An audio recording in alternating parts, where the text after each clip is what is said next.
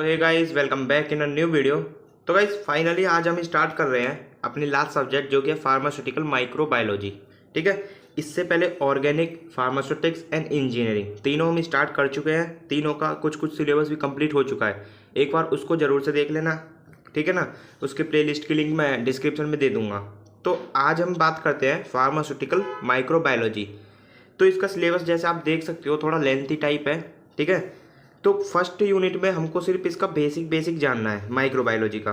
तो आज की वीडियो में हम सिर्फ देखने वाले हैं इसका इंट्रोडक्शन, इसकी हिस्ट्री, इसके ब्रांचेज, स्कोप एंड इम्पोर्टेंस, ठीक है। फर्दर वीडियो आती रहेंगी एंड यूनिट हम जल्दी ही कंप्लीट करा देंगे।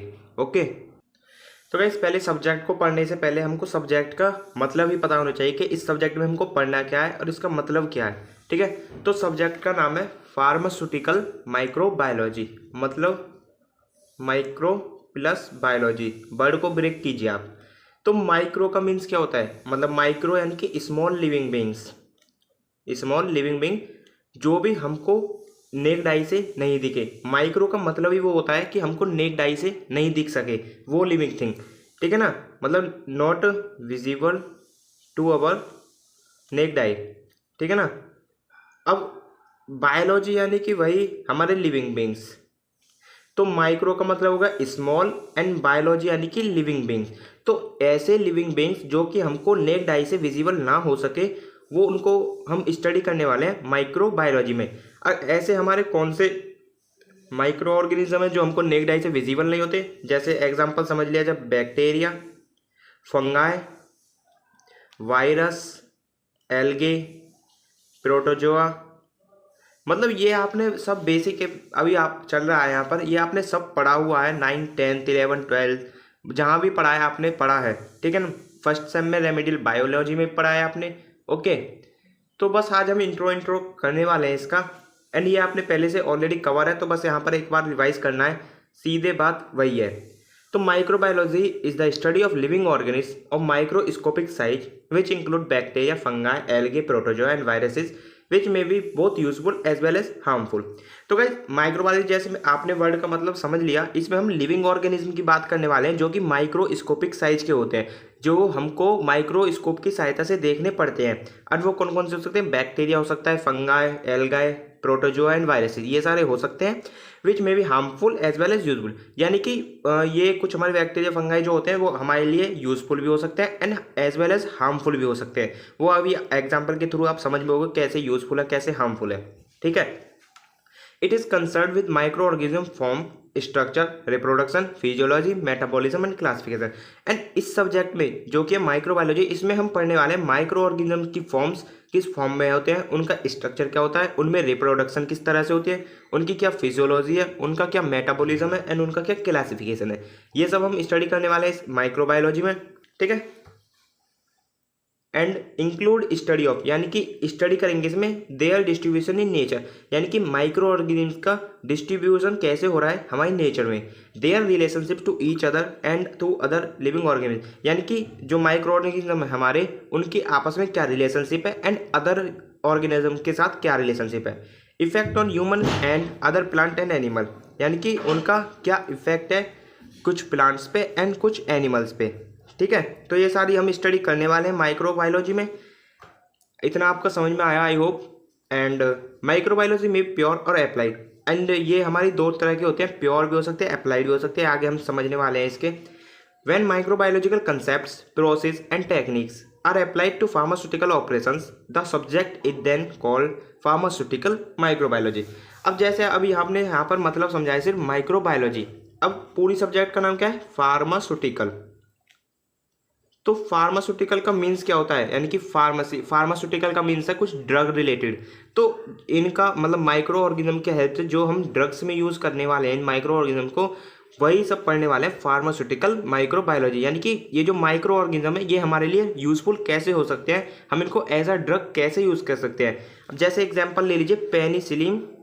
पेनिसिलिन जो हमारी एंटीबायोटिक होती है, ठीक है, ये किससे बनती है, पेनिसिलियम नोटेटम से, जो कि एक बैक्टीरिया होता है, ठीक है ना। अब ये हमारे लिए कितनी यूजफुल है आपको सबको पता है, ठीक है ना। एंटीबायोटिक है ये, एंड बैक्टीरिया से हमको मिल रही है। तो अभी आप समझ सकते हो कितना बड़ा रोल होने वाला है माइक्रो ऑर्गेनिज्म का हमारे फार्मास्यूटिकल इंडस्ट्री में। तो गाइस आगे देखते हैं, इतना आपने समझा। And Louis Pasteur is regarded as father of microbiology and Robert Koch as father of medicinal microbiology. यानी कि जो लुइस पॉस्चर है वो हमारे फादर ऑफ माइक्रोबायोलॉजी है, एंड रॉबर्ट कोच है वो है हमारे फादर ऑफ मेडिकल माइक्रोबायोलॉजी। ये दोनों का मतलब अलग है, मतलब माइक्रोबायोलॉजी के फादर है हमारे Louis Pasteur and medical microbiology के फादर है रॉबर्ट कोच। ठीक है, ये अभी आपने अभी सिर्फ इंट्रोडक्शन कंप्लीट कराया यहाँ पर। ओके गाइज, नेक्स्ट टॉपिक आता है हमारा हिस्ट्री ऑफ माइक्रोबायोलॉजी। तो गाइज मैंने देखा है काफ़ी नोट्स में, काफ़ी बुक्स में ये बहुत ही ज़्यादा लेंथी टाइप से दे रखी है हिस्ट्री, और बच्चों के समझ में भी नहीं आती है। बट यहाँ पर जो मैंने दी हुई है बहुत ही सिंपल है एंड आपके गारंटेड समझ में आ जाएगी, एक बार बस समझ लीजिए, ठीक है ना। तो existence of the microbial world was unknown until the invention of microscope. यानी कि जब तक माइक्रोस्कोप का इन्वेंशन नहीं हुआ था, हमारा माइक्रोबियल वर्ल्ड जो कि माइक्रो ऑर्गेनिज्म के वर्ल्ड है वो हमारा अननोन था, मतलब हमको नोन नहीं था जब तक माइक्रोस्कोप का इन्वेंशन नहीं हुआ था। The principle of microscope was accidentally discovered in 1609 by Jack Harness Jensen. यानी कि अब आपको पता होगा माइक्रोस्कोप का इन्वेंशन जो हुआ था एक एक्सीडेंटली होता, मतलब उसका कोई भी हमको इंटेंशन नहीं था कि माइक्रोस्कोप बनाना है, बस एक एक्सीडेंटली उसका इन्वेंशन हो चुका था। वो हुआ था 1609 में। ओके, किसके द्वारा? जैक हार्नेस जेनसन के द्वारा। Robert Hooke, English scientist, develop a compound microscope with multiple lenses and describe the word of the micro. And जो हमारे रॉबर्ट हुक थे उन्होंने एक कंपाउंड माइक्रोस्कोप बनाया। कंपाउंड यानी कि जिसमें मल्टीपल लेंस होते हैं, वो उसको हम कहते हैं compound microscope. And discovered the word of microscope, microbes. और इन्होंने ही माइक्रोब्स के वर्ड को डिस्कवर किया, किसने? रॉबर्ट हुक ने। ठीक है ना। आगे बात करते हैं। Louis Pasteur work in middle and late 1800। He performed numerous experiments to discover why wine and dairy products sour and they found bacteria। अब गाइस समझिए, थोड़ी कहानी सी समझिए आप। जो लुइस पॉस्चर थे उन्होंने वर्क करा 1800 के मिडिल में और उसके लेट में, मतलब 1800 के लगभग उन्होंने वर्क करा। एंड उन्होंने ये डिस्कवर किया कि जो हमारी वाइन्स होती हैं, डेयरी प्रोडक्ट्स होते हैं, ये हमारे सोर यानी कि खट्टे क्यों होते हैं। एंड उस पर ही इन्होंने अपना एक्सपेरिमेंट स्टार्ट करे एंड उन्होंने फाउंड किया कि उसमें बैक्टीरिया होता है। किसमें? जो हमारी वाइन्स होती हैं, डेयरी प्रोडक्ट्स होते हैं, जैसे ब्रेड हो गए, मिल्क हो गए, वाइन मतलब शराब वराब, बियर, उनमें हमारे ये खट्टे क्यों होते हैं ज़्यादा? क्योंकि इनमें होते हैं बैक्टीरिया। एंड यही हमारे लुइस पॉस्चर ने फाउंड करे थे। ठीक है ना। Robert Koch proved the germ theory by providing proof by cultivating anthrax bacteria. And ये जो रॉबर्ट कोच थे इन्होंने प्रूफ कर दिया कि बैक्टीरिया होते हैं, क्योंकि उन्होंने एक कल्टीवेट करा था एंथ्रेक्स बैक्टीरिया का, मतलब एंथ्रेक्स बैक्टीरिया को उन्होंने कल्टीवेट करा था एक लेबोरेटरी कंडीशन में। एंड उन्होंने प्रूफ कर दिया कि एक जर्म थ्योरी दी थी, उन्होंने उसको प्रूफ कर दिया। After this, during first decade of 1990s, golden age of microbiology emerged, during which many agents of different infectious diseases were identified। और जो 1990s के लगभग आया टाइम पीरियड, उसमें एक गोल्डन एज आई माइक्रोबायोलॉजी की। गोल्डन एज का क्या मतलब है कि मतलब इसका स्कोप बहुत ज़्यादा देखने को मिला। एंड इसी सन के अराउंड में हमने बहुत सारे डिफरेंट इन्फेक्शियस डिसीज़ की जो मतलब माइक्रो ऑर्गेनिज्म की मदद से हमने इसकी डोजेज, ड्रग्स, जो भी कह लो आप, वो हमने बनाई। किसकी मदद से? माइक्रो ऑर्गेनिज्म की मदद से। तो माइक्रो ऑर्गेनिज्म पढ़ रहे हैं माइक्रोबायोलॉजी में, तो मतलब माइक्रोबायोलॉजी का गोल्डन एज था वो। By the end of 90s, science of microbiology grow up to the adolescence and had come to its own as a branch of more inclusive field of biology। यानी कि 1900 के ख़त्म होने तक ये जो माइक्रोबायोलॉजी था एक अपने वर्ड में एग्जिस्टेंस में आ चुका था। मतलब माइक्रोबायोलॉजी का भी एक अपना कुछ वजूद बन गया था, किसकी फील्ड में? बायोलॉजी की फील्ड में। तो जब से ही हम इस माइक्रोबायोलॉजी को एक ब्रांच के रूप में पढ़ते हैं, एक अलग सब्जेक्ट के रूप में पढ़ते हैं। ठीक है ना। तो ये तो ही इसकी हिस्ट्री कुछ। तो गाइस अभी हमने सिर्फ इसका इंट्रोडक्शन एंड इसकी हिस्ट्री देखी है, ठीक है ना। अब इसके ब्रांच देखते हैं, फिर स्कोप देखते हैं। ब्रांचेज इसकी देखिए, ब्रांचेज इसकी 3 होती हैं। एक होती है टैक्सोनॉमी, एक होती है प्योर साइंस, एक होती है अप्लाइड साइंस। ठीक है। तो फर्स्ट देखते हैं हम टैक्सोनॉमी के बेस पे। टैक्सोनॉमी आपको पता है, टैक्सोनॉमी यानी कि उसमें हम डिफरेंट माइक्रो ऑर्गेनिज्म को पढ़ते हैं और उसी बेस पर हमने इसको क्लासीफाई कर दिया है। तो फर्स्ट आता है इसमें बैक्टीरियोलॉजी। बैक्टीरियोलॉजी यानी कि जिसमें हम बैक्टीरिया की स्टडी करते हैं। माइकोलॉजी यानी कि जिसमें हम फंगाई की स्टडी करते हैं। प्रोटोजोलॉजी जिसमें हम प्रोटोजोआ लाइक फंगाई की स्टडी करते हैं। एंड फाइकोलॉजी में हम मल्टी सेलुलर ऑर्गेनिज्म की स्टडी करते हैं, जैसे कि एल्गाई हो गया। एंड पैरासाइटोलॉजी, जिसमें हम पैरासाइट्स की स्टडी करते हैं। इम्यूनोलॉजी जिसमें हम इम्यून सिस्टम की स्टडी करते हैं। वायरोलॉजी जिसमें हम वायरस की स्टडी करते हैं। नेमेटोलॉजी जिसमें हम मल्टी सेलुलर नेमेटोड्स की स्टडी करते हैं, जैसे लाइक हो गया हमारे वॉर्म्स। तो ठीक है, ये हमारे टैक्सोनॉमी के बेस पर हमारे क्लासीफाई है ब्रांच इसकी। गाइस इस पर ज़्यादा ध्यान देने की जरूरत नहीं है, ये एग्जाम में कभी नहीं आता है, बस आप थोड़ा समझ लीजिए क्योंकि ये बेसिक है, तो ये आपको क्लियर होना चाहिए। सेकंड क्लासिफिकेशन हमारा pure science branches of microbiology. Pure science deal with the study of natural phenomena through observation, experimentation and the use of scientific method. Pure science का कहने का मतलब है जो भी हमारा एक नेचुरल फिनोमेना से हम उसको ऑब्जर्व कर रहे हैं, उसको एक्सपेरिमेंट कर रहे हैं एंड एक साइंटिफिक मेथड लगा रहे हैं उसमें। ठीक है, pure science include following branches. Pure science में भी बहुत सारी ब्रांचेस आती हैं, जैसे फर्स्ट है माइक्रोबियल साइटोलॉजी, जिसमें हम deals with structure and function of the organism, जिसमें हम ऑर्गेनिज्म के स्ट्रक्चर एंड उनके फंक्शंस के बारे में पढ़ते हैं। ओके, सेकंड है हमारी माइक्रोबियल फिजियोलॉजी, जिसमें हम deals with the different part and normal function of the organism, जिसमें हम जो ऑर्गेनिज्म होते हैं उसके फंक्शंस देखते हैं एंड उसके डिफरेंट पार्ट की स्टडी करते हैं। ठीक है, एंड थर्ड है इसका सब टाइप माइक्रोबियल इकोटोलॉजी, जिसमें हम जो ऑर्गेनिज्म की हैबिटेट यानी कि ऑर्गेनिज्म के जो सराउंडिंग है उनकी स्टडी करते हैं। फोर्थ है हमारे माइक्रोबियल जेनेटिक्स, जिसमें हम ऑर्गेनिज्म की जेनेटिक्स पढ़ते हैं। ठीक है, एंड हमारी लास्ट क्लासिफिकेशन है अप्लाइड ब्रांचेस ऑफ माइक्रोबायोलॉजी, यानी कि अप्लाइड ब्रांचेस की देखने वाले हम। अप्लाइड ब्रांच यानी कि जो हम इंडस्ट्री में फार्मास्यूटिकल पढ़ते हैं वो सारी हमारी अप्लाइड ब्रांचेस हैं। फर्स्ट आता है medical microbiology, study of causative agent of infectious disease in human beings. It deals with etiology, pathogenesis, lab diagnosis, treatment and control of infection. यानी कि हम इसमें जो हमारी इन्फेक्शन डिसीज हो रही है उसका कॉजेटिव एजेंट हम पता लगाते हैं, उसकी इटियोलॉजी देखते हैं, उसकी पैथोजेनेसिस देखते हैं, उसका डायग्नोज देखते हैं एंड उसका ट्रीटमेंट भी हम ही करते हैं एंड उसके इन्फेक्शन को कैसे कंट्रोल हो सकता है वो सब हम पढ़ते हैं मेडिकल माइक्रोबायोलॉजी में। सेकंड आती है हमारी pharmaceutical microbiology, deals with the study of microorganisms which are responsible for the production of antibiotic, enzyme, vaccine, vitamin and other pharmaceutical product। जैसे मैंने आपको स्टार्टिंग में बताया, ये जो माइक्रो ऑर्गेनिज्म है ये हमारी बॉडी के लिए बहुत ज़्यादा यूजफुल है, क्योंकि इनकी मदद से हम डिफरेंट टाइप ऑफ ड्रग्स बनाते हैं। अब फार्मास्यूटिकल माइक्रोबायोलॉजी ये यही हमारी सब्जेक्ट है एंड इसमें हम पढ़ते हैं डिफरेंट ड्रग्स की production, like antibiotic, enzymes, different vaccine, vitamin and other pharmaceutical product. ठीक है, अब देख लीजिए, आपको पता ही है एंटीबायोटिक, वैक्सीन, विटामिन हमारी बॉडी के लिए कितने यूजफुल हैं, तो इनको हम पाने के लिए, इनको प्रोडक्ट करने के लिए हम इस्तेमाल करते हैं माइक्रो ऑर्गेनिज्म को, और उसी को हम कहते हैं फार्मास्यूटिकल माइक्रोबायोलॉजी।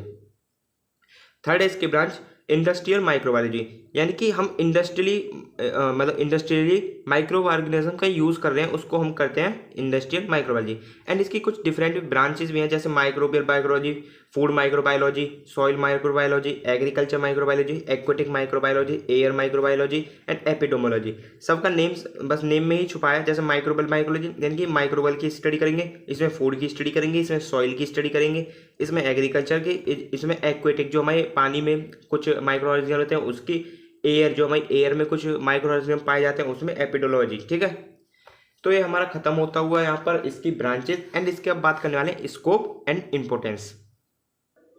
गाइस अब बात करते हैं इसके कुछ स्कोप के बारे में। स्कोप का मतलब क्या होता है? स्कोप का मतलब होता है इस फील्ड में हम कितने आगे तक जा सकते हैं, इस फील्ड में कितना स्कोप है, मतलब कितना हम इसमें अर्न कर सकते हैं, कितना हमारा इसमें फ्यूचर है, वो हम देखने वाले हैं स्कोप के अंदर। तो स्कोप में microbiology is mainly concern with the study of micro organism which are present everywhere on earth. अब आपको पता है ये माइक्रो ऑर्गेनिज्म हमारी अर्थ के चारों तरफ, अर्थ के अंदर सब जगह हमारे माइक्रो ऑर्गेनिज्म प्रेजेंट है। तो माइक्रोबायोलॉजी की हम इसकी ही स्टडी कर रहे हैं। There is a vast scope in the field of microbiology due to advancement in field of science and technology। And इसका जो माइक्रोबायोलॉजी का फील्ड है, माइक्रोबायोलॉजी में हमारा बहुत ही ज़्यादा एक वास्ट स्कोप आया है, क्योंकि इसमें ये जो हमारी साइंस एंड टेक्नोलॉजी में काफ़ी हेल्पफुल है एंड इसमें एडवांसमेंट हुआ है माइक्रोबायोलॉजी में। आपने पीछे गोल्डन एज पढ़ी थी ना हिस्ट्री में, उसी की वजह से। Scope is immune due to involvement of microbiology in many fields like medicine, pharmacy, dairy industry, clinical research, water industry, agriculture, chemical technology and nanotechnology। अब इसका जो माइक्रोबायोलॉजी का है स्कोप, ये बहुत ज़्यादा फील्ड्स में है। इसको हम मेडिसिन में पढ़ते हैं, फार्मेसी, डेयरी इंडस्ट्री, मतलब इन सारे फील्ड्स में हम माइक्रोबायोलॉजी की मदद से ही आगे फर्दर बढ़ सकते हैं। अब इन सब में जो जितनी भी इंडस्ट्री है, जैसे क्लिनिकल रिसर्च कर सकते हैं हम, वाटर इंडस्ट्री, हमारी एग्रीकल्चर है, केमिकल टेक्नोलॉजी, सब में हमारे माइक्रो ऑर्गेनिज्म का यूज़ होता है। ठीक है ना। अब हम माइक्रो ऑर्गेनिज्म पढ़ चुके हैं और अगर आप उसमें परफेक्ट हो गए तो आप किसी भी फील्ड में जाकर अपना स्कोप, अपना फ्यूचर सेट कर सकते हैं। ठीक है। There is increase demand for microbiologist globally, and microbiologist की ग्लोबली बहुत ज़्यादा डिमांड है। ठीक है ना। Many microbiologist are primarily in intersected in biology of microorganisms while other focus on specific groups. And guys हमारे कुछ माइक्रोबायोलॉजिस्ट इंटरेस्टेड होते हैं इस माइक्रोबायोलॉजी की फील्ड में, एंड कुछ हमारे डिफरेंट स्पेसिफिक ग्रुप्स में चले जाते हैं जो कि स्टडी करके किसकी माइक्रो ऑर्गेनिज्म की स्टडी करके किसी भी अदर स्पेसिफिक ग्रुप में हमारा फ्यूचर सेट कर सकते हैं अपना। जैसे डिफरेंट हमने इसके ब्रांच देखे थे, तो इस अपनी अपनी ब्रांच में हम इस फ्यूचर सेट कर सकते हैं। जैसे वायरोलॉजिस्ट बन सकते हैं, बैक्टीरियोलॉजिस्ट बन सकते हैं, mycologist, phycologist, protozoologist, and food and dairy microbiology की एक अलग इंडस्ट्री, अलग जॉब है, उसमें जा सकते हैं। Industrial microbiology and genetic engineering, तो ये सब इसके स्कोप होते हैं। एंड अब देखते हैं इसके कुछ इंपॉर्टेंस किसकी, माइक्रोबायोलॉजी की। गाइज आज का ये लास्ट टॉपिक है जो कि importance of microbiology which difference to pharma. अब यहाँ पर ये इन लाइन का मतलब समझिए कि मतलब हम फार्मास्यूटिकल माइक्रोबायोलॉजी पढ़ रहे हैं, तो मतलब फार्मा फील्ड के रेफरेंस में ही हम इसके इंपॉर्टेंस देखने वाले हैं सिर्फ। Microbiology which have special application in the pharmaceutical field known as pharmaceutical microbiology. अब फार्मास्यूटिकल माइक्रोबायोलॉजी का आपको पता ही चल गया, वही बात लिख रही है। Application of microbiology in the pharmaceutical area are, अब ये सारी इसकी एप्लीकेशन है, इंपॉर्टेंस है, इनका रोल है, इनका सिग्निफिकेंस है, जो कह लो आप वही है। फर्स्ट है इसका प्रोडक्शन ऑफ एंटीबायोटिक। एंटीबायोटिक के प्रोडक्शन में इसका काफ़ी बड़ा रोल है माइक्रो ऑर्गेनिज्म का, माइक्रोबायोलॉजी का। Production of enzymes, vaccine and other pharmaceutical products, and जो भाई डिफरेंट फार्मास्यूटिकल प्रोडक्ट्स होती हैं उसमें भी काफ़ी बड़ा रोल है क्योंकि इनकी ही मदद से हम प्रोडक्शन कर सकते हैं वैक्सीन्स की, एंजाइम्स की। Diagnosis of disease and treatment, different disease को हम डायग्नोस करते हैं एंड उसका ट्रीटमेंट करते हैं किसकी मदद से, माइक्रो ऑर्गेनिज्म की मदद से। एंड ये सब हम पढ़ किस में रहे हैं, माइक्रो बायोलॉजी में। तो यही सब इसके इंपॉर्टेंस होने वाले हैं। Treatment of industry waste material, और जो हमारा इंडस्ट्रियल वेस्ट मटेरियल होता है, जैसे अभी आपने पीछे देखा था वाटर इंडस्ट्री, तो वाटर इंडस्ट्री में हम देखने वाले हैं जो वेस्ट मटेरियल उसको भी हम ट्रीटमेंट कर सकते हैं माइक्रो ऑर्गेनिज्म की मदद से। प्लांट ग्रोथ प्रमोशन, यानी कि जो प्लांट की ग्रोथ होती है उसमें भी काफ़ी बड़ा रोल होता है माइक्रो ऑर्गेनिज्म का, वो भी एक इंपॉर्टेंस है इसकी। स्टेरिलाइजेशन में एक स्टेरिलाइजेशन प्रोसेस होती है जिसमें हम माइक्रो ऑर्गेनिज्म को किलिंग करते हैं, ये भी एक इसका इंपॉर्टेंस है। ये आगे आप यूनिट नंबर 3 में पढ़ोगे। ये शायद यूनिट 2 में है, हाँ यूनिट 2 में ही है, तो यूनिट 2 में पढ़ोगे आप sterilisation. Steroid bio transformation, and steroid जो हमारी बॉडी में स्टेरॉइड फॉर्म होते हैं उनकी बायो ट्रांसफॉर्मेशन भी हम इनकी मदद से करा सकते हैं। आइडेंटिफिकेशन ऑफ माइक्रो ऑर्गेनिज्म, किसी माइक्रो ऑर्गेनिज्म की आइडेंटिफाई करना, उसका आइडेंटिफिकेशन टेस्ट करना, सब इसमें ही आता है। Testing of pharmaceuticals like anti microbial preservative efficacy testing, APET, ये हमारी एक टेस्ट होता है जिसमें हम एंटी माइक्रोबियल का उसका प्रिजर्वेटिव एक्शन टेस्ट, उसका एक्शन टेस्ट करते हैं। इस टेस्ट की वजह से anti microbial preservative efficacy testing, तो मतलब टेस्ट भी कर सकते हैं हम डिफरेंट माइक्रो ऑर्गेनिज्म को इस फील्ड में। तो गाइस आज हमने कवर कराया सिर्फ यहाँ तक, इंपॉर्टेंस तक। ठीक है, तो वीडियो के आप पूरी प्लेलिस्ट शुरू से देखते चलना, कवर हो जाएगा सारा, मैं जल्दी करा दूंगा सब कुछ, टेंशन ना लेना।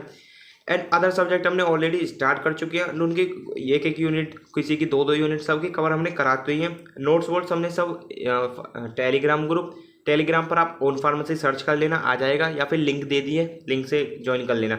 एंड व्हाट्सअप ग्रुप में मैं काफ़ी इंपॉर्टेंट नोटिस, न्यूज़ सब देता रहता हूँ, उसमें भी आप ज्वाइन हो जाना।